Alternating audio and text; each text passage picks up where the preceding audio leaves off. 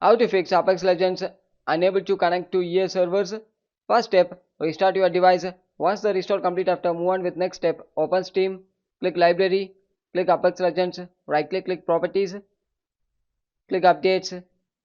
Under Automatic Updates, you need to set let Steam decide when to update.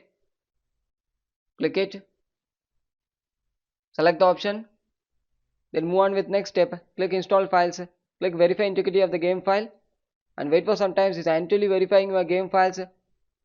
Be patient, wait until it become 100%.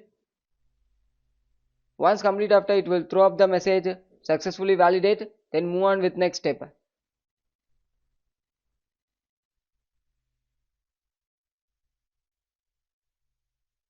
Successfully validate, close it, then move on with next step.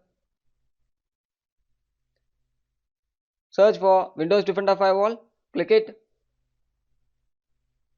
select allow an app or features through Windows Defender Firewall, click change settings, scroll down, search for Apex Legends. It should be enabled in both private and public.